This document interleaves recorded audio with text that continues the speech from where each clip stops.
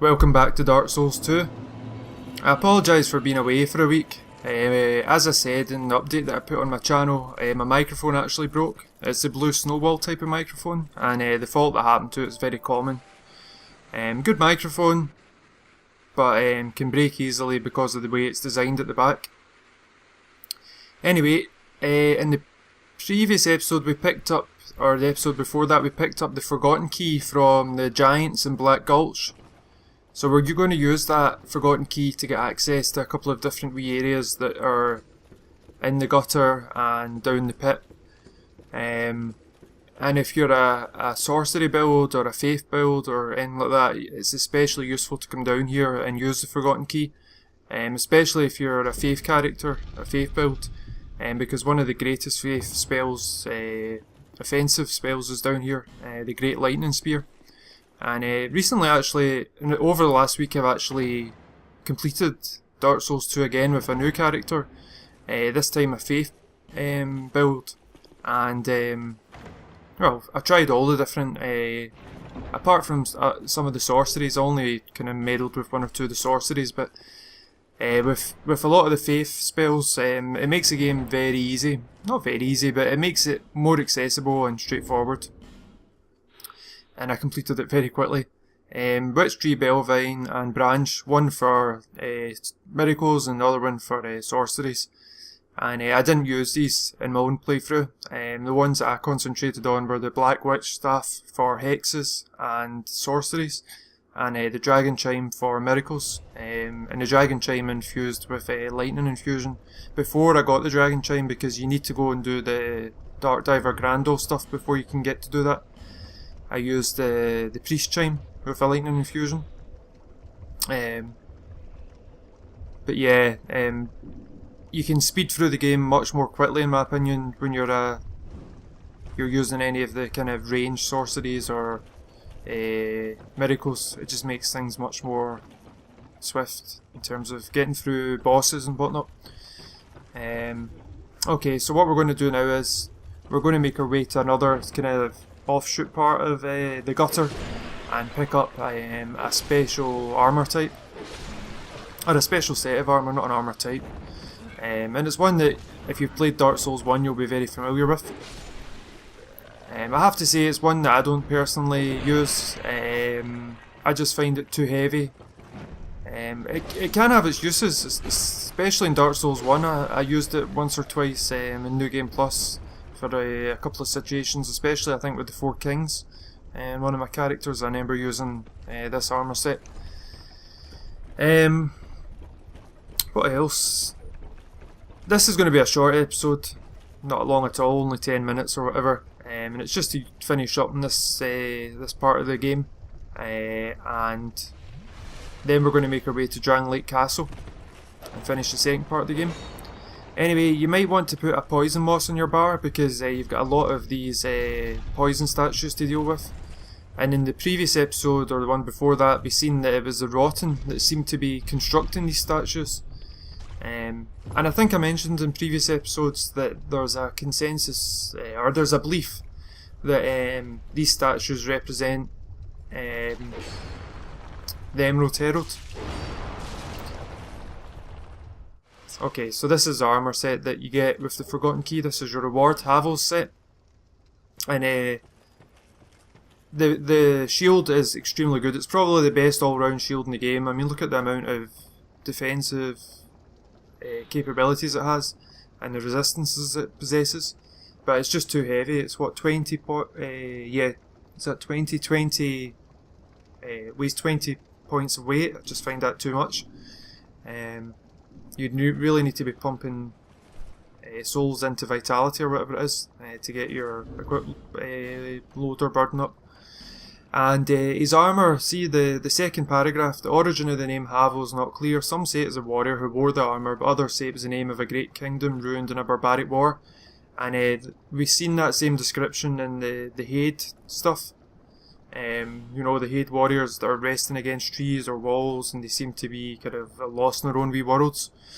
When you get their stuff, it has the same description. So if the game's consistent, you know, in terms of questioning whether Haid was a person or a place, if it's the same consistency in terms of Havel from what we've just seen there, then it's likely that Haid was a person and not a kingdom.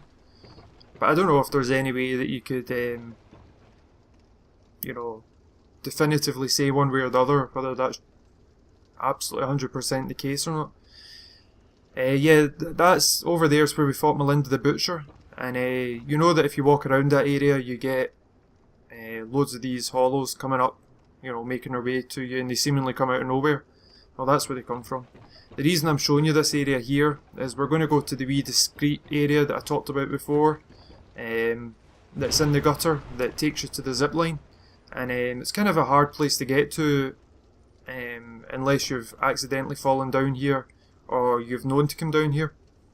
So it's just off to the right here, you just fall down onto here, then you make another drop down off to the right again, and there's a couple of items to pick up down here. There's the Titanite, there's a Titanite chunk to get, and there's also the Pyromancer's armor set, and there's a Ring of the Evo Eye as well. I don't know why they would place it here, because we'd already picked one up on the way to the gutter, and it was actually the upgraded version that we picked up on the way to the gutter, so I don't know, it doesn't really make much sense to me, but it's down here. Maybe it's just in case you missed it the first time around. So yeah, I've also been thinking about what other games I could include in my channel in the future, and I've now finished Wolfenstein: The New Order, and I thought it was absolutely superb. The best first person shooter I've played in a long time. The story was enthralling, the gunplay was good, the action was exciting. I liked the world building that they'd incorporated into the game, taking on super sci-fi futuristic Nazis and righting some you know, really terrible wrongs. Made for a really fun game and an interesting story, especially if you listen to the recordings and go through all the wee clippings and whatnot. And yeah, it's a game I definitely think I'd like to make videos about. I don't know whether it would be a guide or a walkthrough, or a playthrough or whatever. The mace coming through for me there, that's one thing I do like about the mace. It's got this kind of like AoE capability, like where it can take out multiple enemies in one swing. Again, we've got another one of these hanging statues. But yeah, about Wolfenstein, and that's not to say that I think the game's perfect. There's a few things that I think are, you know, wrong with it. But they're just kind of, they're mostly trivial things. They're not things that really get in the way of your enjoyment. And I played it in Uber difficulty. My apologies for that odd pronunciation. But yeah, I played it in Uber, and didn't really find it that challenging, to be honest, apart from one or two areas. The beginning of chapter 14 was kind of challenging. But yeah, you've got an undead citizen up here, so just be careful. I apologise for talking about Wolfenstein for so long. There's not much to say in this episode apart from, you know, pointing out what we get to pick up with the Forgotten Key. But this is where the zipline is, up here, and this gives you like a panoramic view over all of the gutter. Once we get up the ladders in a second, you'll see. I actually came back here, I think, and that's why that's why we've got this guy to take out again. Can't remember why I came back here. Must have been for something or other. Anyway,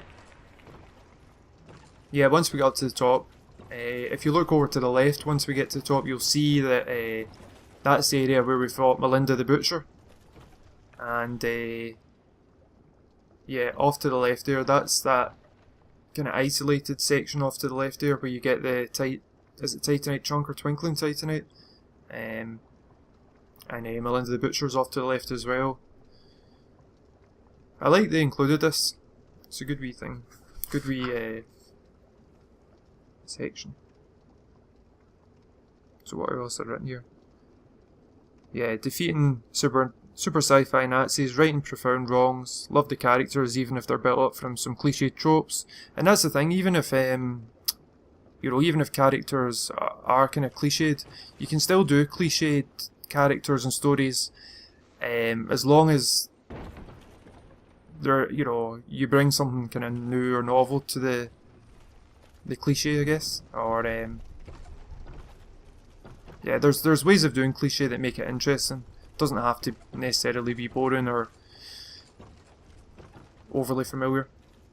Anyway, let me talk about Dark Souls 2. So yeah, like I say, in the next steps, in the coming episodes, we're going to make our way through the second part of the story. Thanks for watching.